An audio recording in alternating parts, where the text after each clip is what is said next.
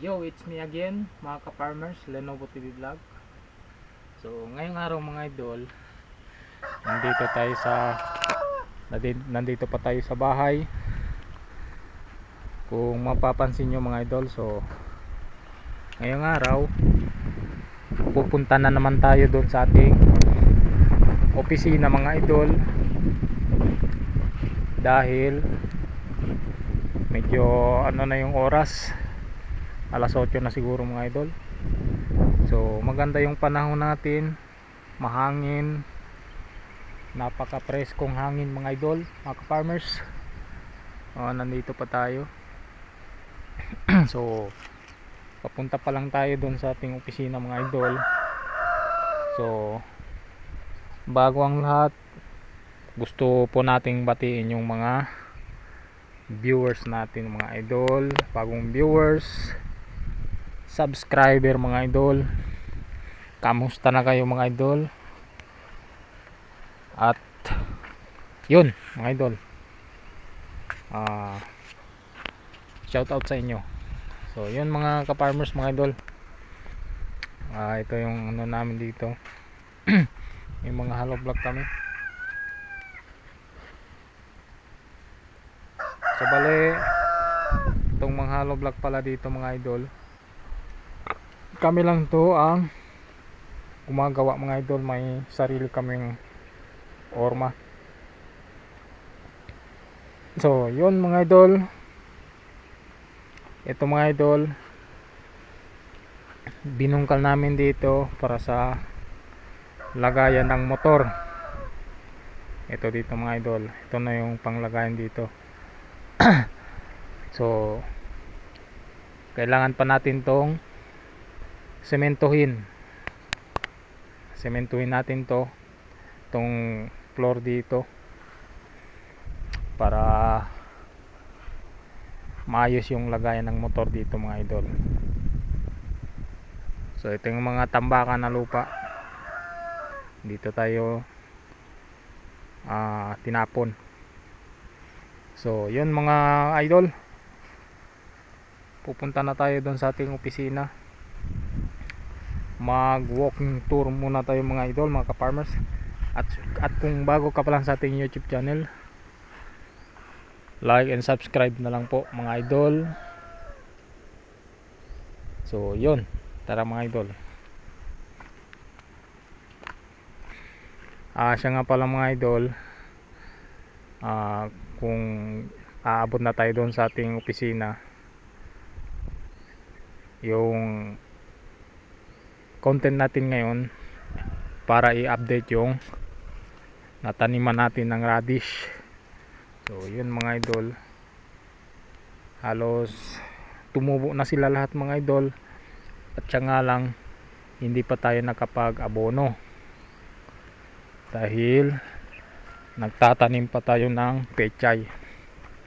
So yun mga idol, tara.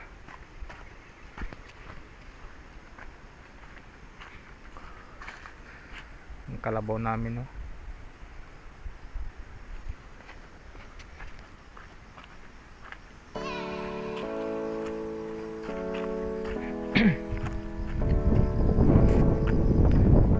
Napakaganda yung panahon mga idol, walang ulan, presko yung hangin.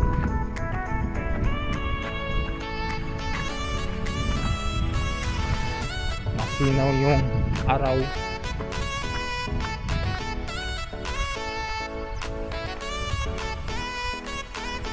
So magaan sa pakiramdam mga idol, dahil yung tuyo yung lupa, hindi sagabal sa paglalakad natin na maputik.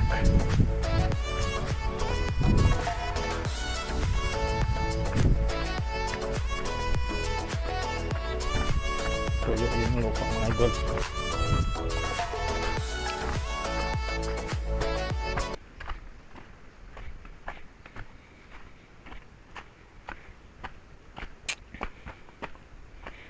So ganun pa rin ang buhay namin dito mga idol. Araw-araw laging nasa opisina din.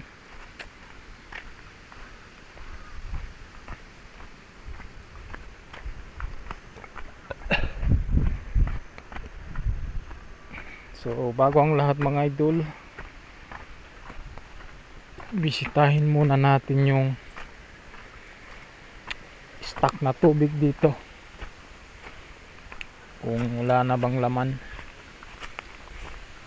Kasi kagabi pumunta ako dito sa opisina natin na nilagyan ko ng tubig yung pechay, at ayun, konti na lang yung laman.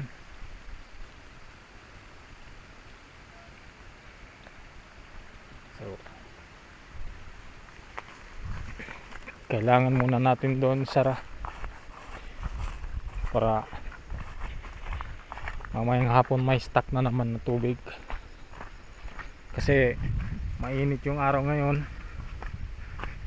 madali lang matuyo yung lupa. Kailangan natin lagyan ng tubig yung pechay natin mamayang hapon. Pero mas maganda ng ganito mga idol, walang ulan. Talong ng papa ko mga idol.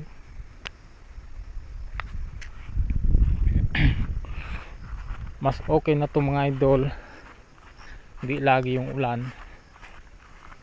Kasi sagaba lang yun mga idol, maputik. Maganda na yung talong ng papa ko mga idol.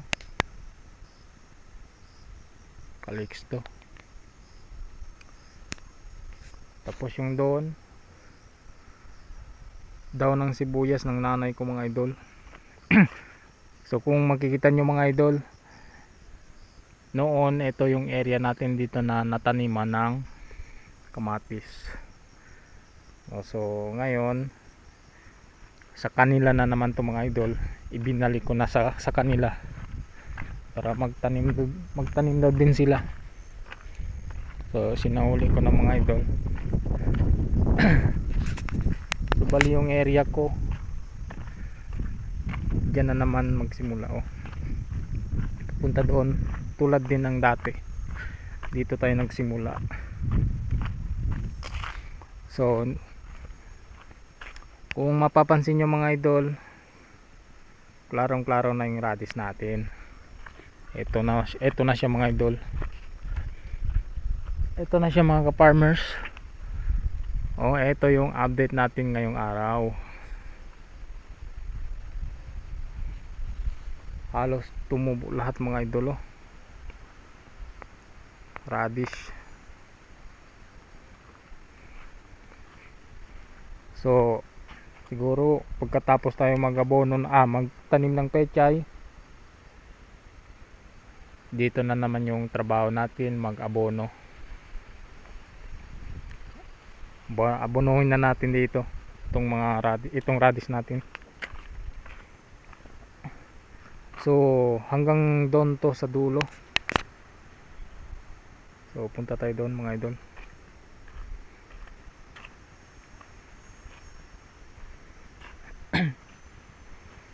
Magandang tingnan mga ka-farmers dahil halos kompleto.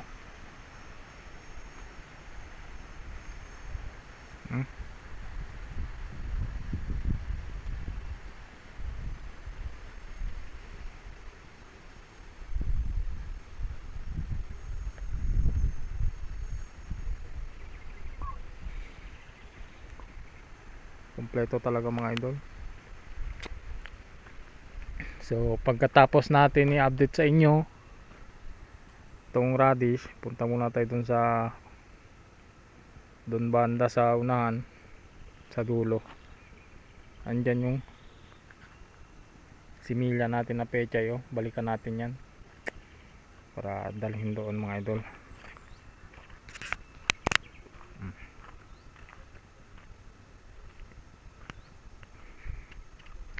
So ito ang tinatawag na masaganang pagtutubo.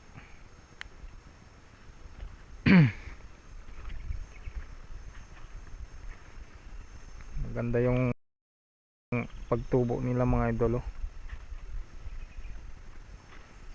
Napaka natural. Radish mga idol, radish planters. Yung pechay pala natin mga idol, Tapos na yan nabunuin. Malapit na yan mag pick up. Next week siguro yan pick up pa natin.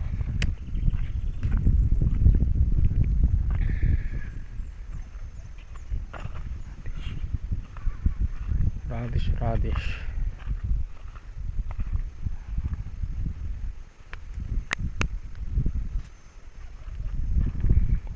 So mamayang hapon tatapusin natin tong bunutin lahat tong similya na natira.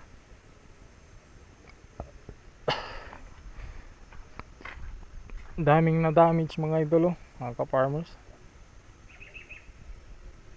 Nalalanta dahil nung nakaraang araw yung ulan. Daming nabubulok.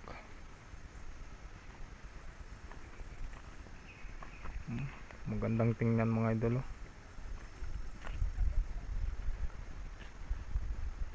Napaka-kumpleto.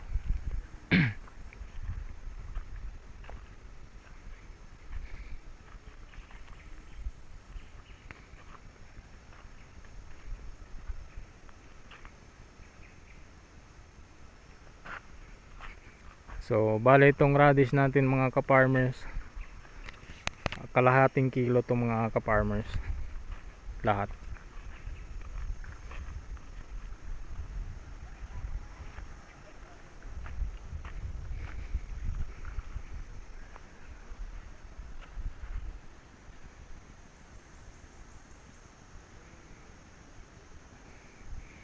Para lang makasya dito sa area na to mga idol, yung kalahating kilo. Natural talaga yung pagtatanim natin. Pero mga idol, yung buto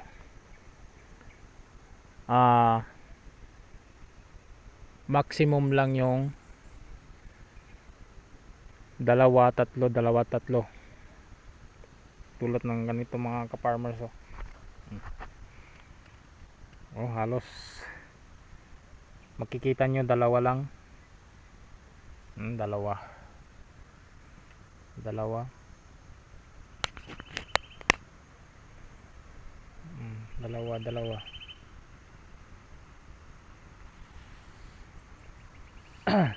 minsan kasi sa dalawa mga idol, yung isa hindi tumutubo o isa lang.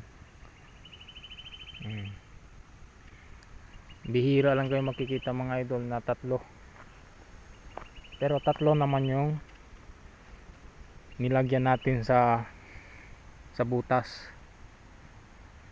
Tatlo tulad nito. Apat pa nahulog, naging apat dito, apat. Pero karamihan mga ka-farmers tatlo, dalawa. So mga ka-farmers, yung pechay natin next week, magpi-pick up na tayo dito. Kahit medyo mahina yung presyo, pero personal lang to magbenta. Ko lang to magbenta mga idol. So wala tong problema. Ganda ng mga idol, pechay.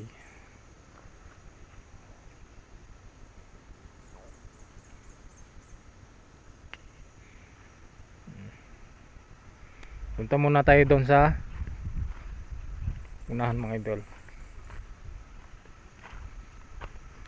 Pechay natin mga idol, mga ka-farmers.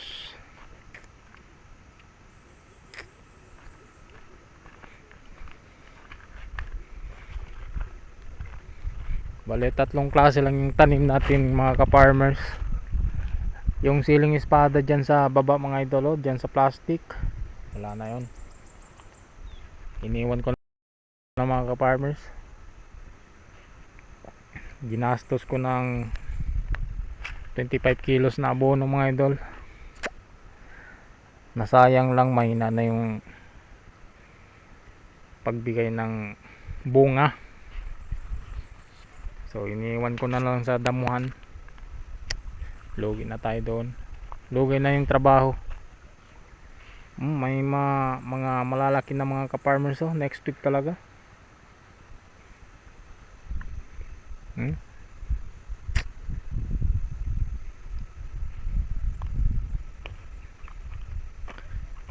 Pechay is life. Radish is life. Ampalaya is life. So magandang tingnan mga ka-farmers kung sariling tanim na meron ka. Sarili yung ano, yung pagod. So dito tayo kahapon nagtanim tayo dito. Nagtanim tayo dito.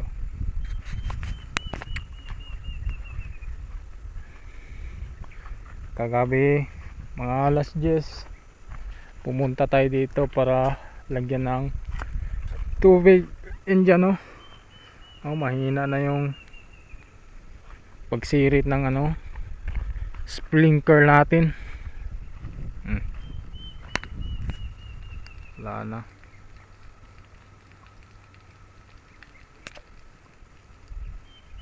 So pinakita natin kanina yung doon, wala nang stock mga ka-farmers, kaya mahina na. Wala na, papurot-purot na. Tanggalin na natin yan.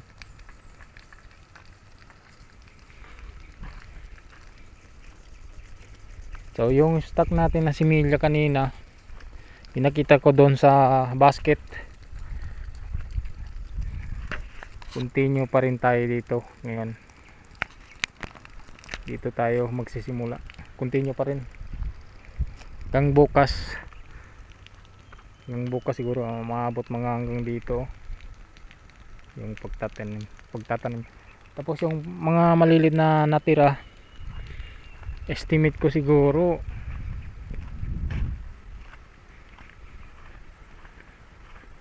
umabot siguro hanggang dulo mga ka-farmers, dahil madami pa yung maliliit.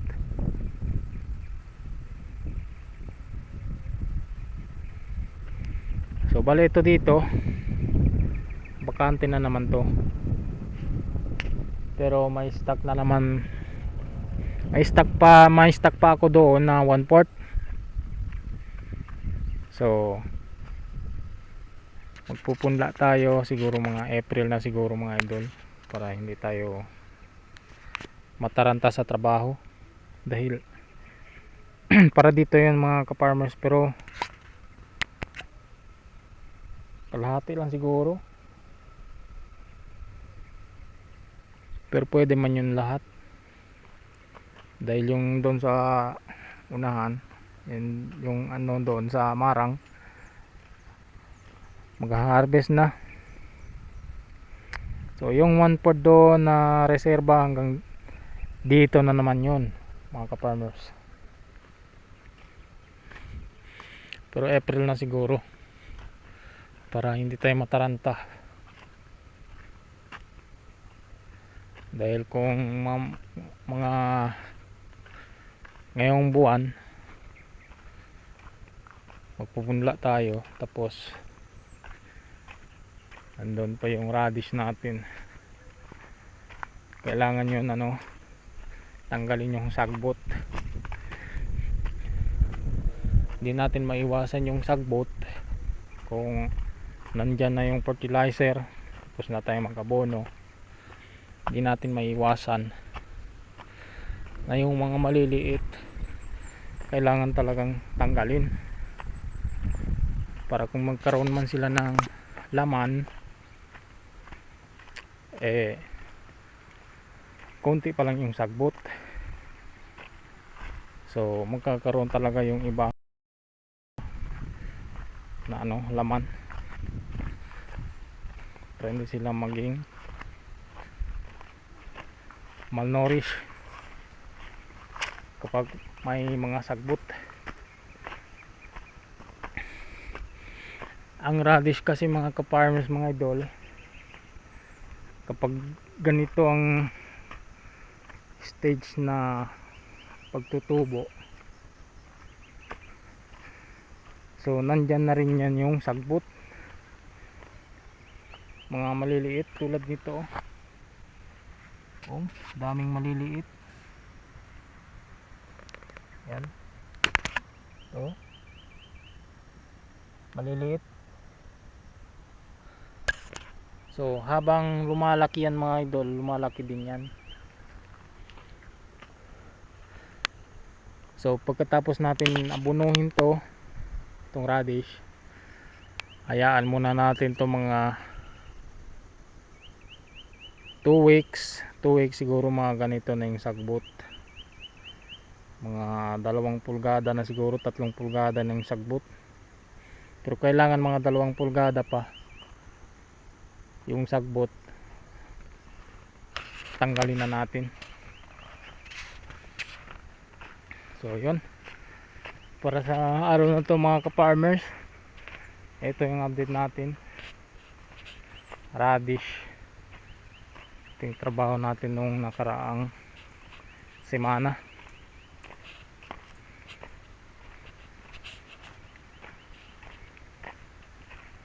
So salamat pa rin sa mga nanonood, yung mga subscriber viewers, tsaka yung mga bagong viewers. Salamat sa inyo idol. Like and subscribe na lang po mga idol.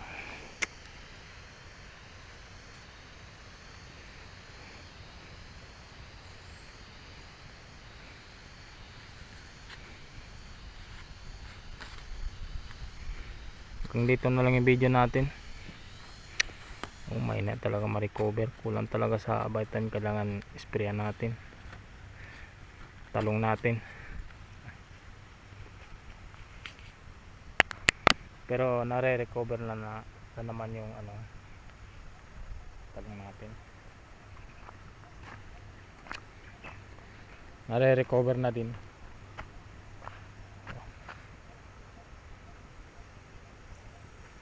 Yun, hanggang dito na lang yung video. Medyo mahaba na mga ka-farmers mga idol,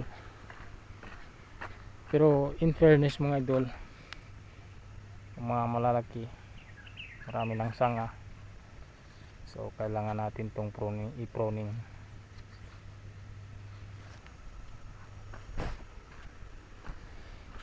So cut na tayo mga idol.